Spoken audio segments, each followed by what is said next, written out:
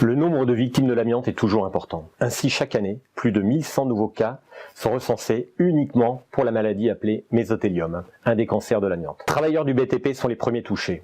Opérateurs de désamiantage, bien sûr, mais aussi électriciens qui, par exemple, tirent des câbles au-dessus de faux plafonds amiantés. Un plombier qui va changer des joints amiantés sur une chaudière, etc. Ainsi, 50% des personnes touchées par le mésothéliome sont des travailleurs du BTP. Malheureusement, ceci n'est pas étonnant. En effet, pendant des dizaines d'années, de l'amiante a été introduite dans les matériaux et produits de la construction jusqu'en 1997. Dalles de sol, mais aussi colle, peinture ou encore mastic par exemple. Le premier principe pour ne pas être malade, bien sûr, est de ne pas s'exposer à l'amiante. Or, ce matériau est invisible à l'œil nu.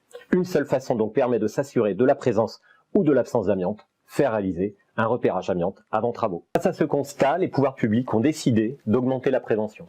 Formation spécifique à la prévention des risques pour les travailleurs exposés à l'amiante, réalisation de mesures d'empoussièrement dans l'air, mais aussi amélioration au niveau des repérages amiante avant travaux. Un nouvel arrêté vient d'être publié. Il renforce l'obligation pour un maître d'ouvrage de faire réaliser des repérages amiante avant travaux sur tout bâtiment construit avant le 1er juillet 1997. Il constitue une véritable évolution. Quelques nouveautés sont à mettre en avant. Ainsi, le donneur d'ordre doit faire appel à un opérateur de repérage certifié avec mention.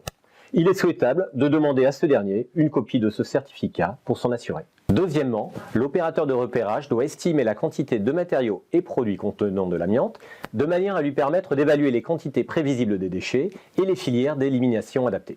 C'est une nouvelle mission confiée via cet arrêté aux opérateurs de repérage.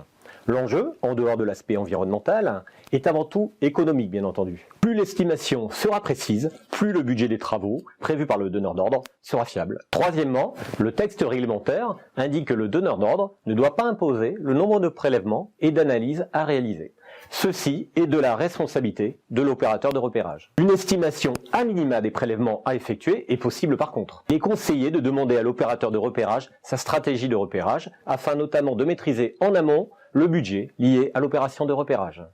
Quatrièmement, le programme de repérage doit être fourni par l'opérateur de repérage au donneur d'ordre avant le démarrage de la mission et doit être basé sur le programme de travaux que doit lui fournir ce donneur d'ordre. Un opérateur de repérage maîtrisant les techniques du bâtiment sera plus à même de proposer un programme de repérage cohérent.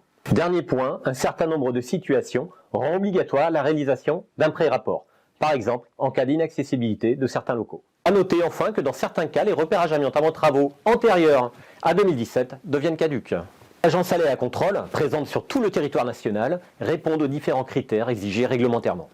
Nos équipes sont prêtes localement à vous rencontrer pour vous expliquer plus en détail les conséquences de ce nouvel arrêté. Comme vous l'avez compris, les repérages amiante avant travaux constituent le préalable à tous travaux de bâtiments construits avant juillet 1997. La responsabilité du donneur d'ordre pour prévenir ce risque sanitaire a été renforcée de façon significative. Un seul objectif, protéger les travailleurs et bien sûr le public de l'amiante.